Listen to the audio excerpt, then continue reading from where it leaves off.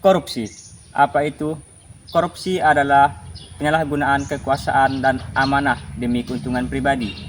Bukan hanya mencuri, tapi juga mencuri masa depan. Korupsi itu adalah kejahatan terhadap humanity, kemanusiaan. Artinya dia berlaku di semua negara tuh.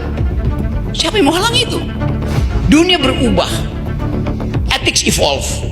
Semua problem yang tadinya dianggap problem kedaulatan sudah diterabas oleh faktor humanity. Dan itu bisa terjadi di kita hari ini. Jadi kita ada di dalam keadaan yang memungkinkan kita cemas terhadap masa depan kita. Mengapa korupsi dilarang? Korupsi menghambat jalannya pembangunan negara, memperbesar jurang kemiskinan, menghambat pemerataan pendidikan. Dilakukan secara terencana oleh penyelenggara negara, mulai dari petty corruption hingga grand corruption. Korupsi merebut hak dasar masyarakat untuk memperoleh penghidupan atau pelayanan publik yang layak, sehingga menyebabkan dampak paling besar kepada rakyat.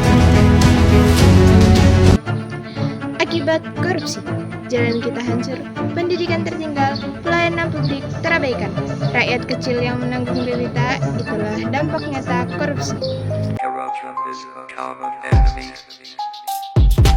Ada suatu hal di dalam kehidupan yang apabila dilakukan bisa jadi fatal.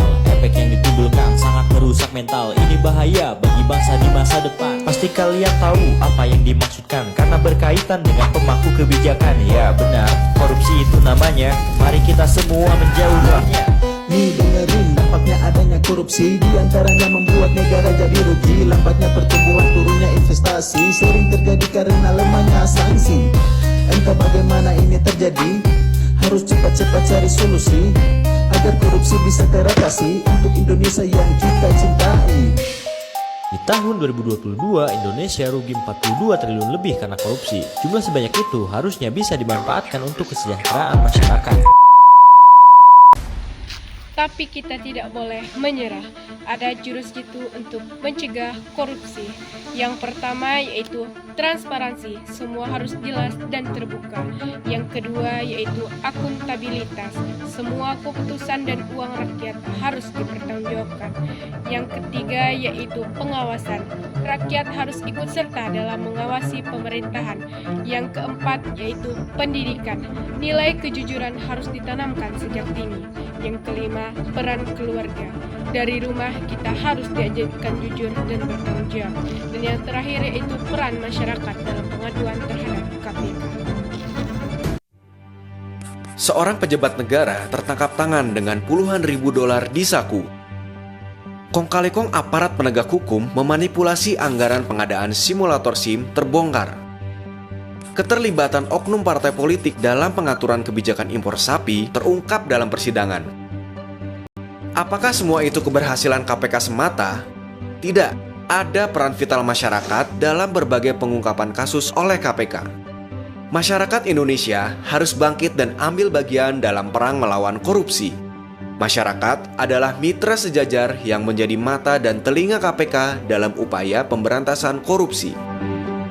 Peran masyarakat begitu vital dalam pemberantasan korupsi, sehingga negara memberikan perlindungan berupa status hukum maupun perlindungan keamanan bagi mereka yang melaporkan tindak pidana korupsi. Peraturan Pemerintah Nomor 71 Tahun 2000 menyebutkan bahwa setiap orang, organisasi masyarakat, atau lembaga swadaya masyarakat berhak untuk mencari, memperoleh, dan memberikan informasi terkait dugaan tindak pidana korupsi.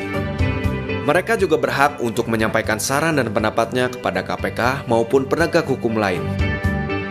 Korupsi begitu mudah ditemukan dalam keseharian masyarakat. Undang-Undang Nomor 31 Tahun 1999 Junto Undang-Undang Nomor 20 Tahun 2001 tentang pemberantasan tindak pidana korupsi mengelompokkan jenis korupsi ke dalam 7 kategori yang terdiri atas perbuatan melawan hukum atau penyalahgunaan kewenangan yang merugikan keuangan negara, suap menyuap, penggelapan dalam jabatan, pemerasan, perbuatan curang, benturan kepentingan dalam pengadaan, dan gratifikasi.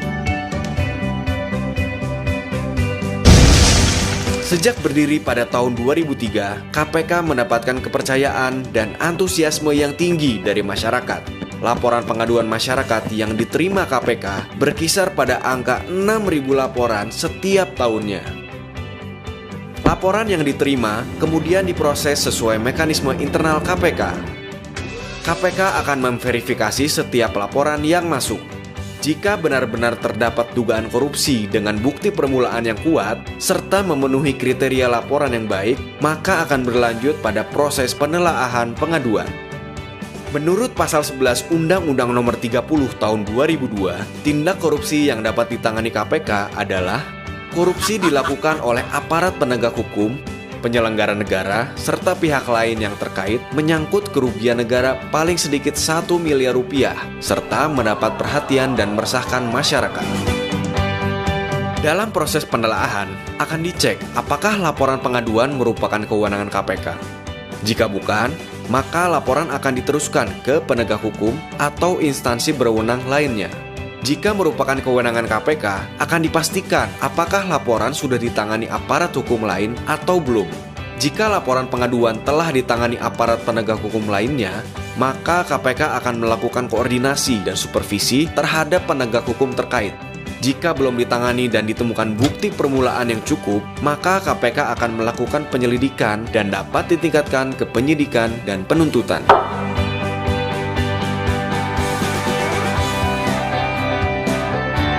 KPK akan memberikan feedback kepada pelapor dalam waktu 30 hari setelah laporan diterima. Jika tidak lolos verifikasi, berarti laporan dikembalikan untuk dilengkapi atau diteruskan ke aparat penegak hukum lain karena bukan tindak pidana korupsi atau bukan kewenangan KPK. Faktanya, dari 6.000 laporan pengaduan yang diterima setiap tahunnya, hanya sekitar 17% yang berindikasi tindak pidana korupsi dan dapat ditindaklanjuti KPK. Laporan yang baik disampaikan secara tertulis, dilengkapi dengan identitas pelapor, yaitu nama, alamat lengkap, pekerjaan, nomor telepon, dan fotokopi KTP. Laporan berisi kronologi dugaan tindak pidana korupsi, dilengkapi dengan bukti-bukti permulaan yang sesuai. Laporan juga berisi informasi nilai uang yang dikorupsi, kerugian keuangan negara, serta nilai penyuapan, pemerasan, atau penggelapan. Laporan yang baik juga disertai sumber informasi untuk pendalaman. Laporan pengaduan sebaiknya tidak dipublikasikan dan diberikan keterangan apabila kasus tersebut sudah pernah ditangani oleh penegak hukum. Bukti permulaan pendukung yang perlu disampaikan dalam laporan antara lain bukti transfer, cek, bukti penyetoran dan rekening koran bank, laporan hasil audit investigasi, dokumen dan atau rekaman terkait permintaan dana, kontrak, berita acara pemeriksaan dan bukti pembayaran, foto dokumentasi, surat disposisi perintah, bukti kepemilikan, dan identitas sumber informasi. Bukti permulaan yang tidak memenuhi kriteria, seperti potongan guntingan berita dari koran atau majalah, tidak cukup untuk dapat diproses oleh KPK. Bukti permulaan harus valid dan dapat dipertanggungjawabkan. Masyarakat dapat menyampaikan laporannya dengan cara datang langsung ke gedung KPK, PO Box, mengirimkan surat melalui fax atau email, melalui telepon, dan melalui SMS. Masyarakat juga bisa menyampaikan laporan dugaan tindak pidana korupsi secara online, yakni melalui KPK Whistleblower System atau KWS di www.kpk.go.id atau kws.kpk.go.id yang dikembangkan sejak tahun 2011. Melalui fasilitas ini, kerahasiaan pelapor dijamin. Masyarakat juga tidak perlu ragu untuk melaporkan dugaan korupsi yang dilakukan oleh atasan, rekan kerja, atau pihak lain yang dikenal. Sebab pelapor dapat menggunakan akun anonim dan berkomunikasi secara berkala dengan KPK. Pelapor juga dapat secara aktif memantau perkembangan laporan yang disampaikan. Dengan memberikan laporan dugaan korupsi yang valid, berarti kita telah melakukan langkah konkret dalam upaya pemberantasan korupsi. Kita juga telah membantu terwujudnya fasilitas kesehatan yang terjangkau, mencegah anak-anak putus sekolah karena tingginya biaya pendidikan, dan meringankan himpitan beban hidup masyarakat kecil. Ayo, tingkatkan kualitas laporan. Laporan yang baik akan mempercepat pengungkapan dugaan tindak pidana korupsi. Semua bisa berantas korupsi. Peran masyarakat sangat penting. Dengan keberanian melapor, kita membuka jalan pemberantasan korupsi. Negeri ini milik kita bersama. Kita membayar pajak agar hidup makmur dan sejahtera bersama.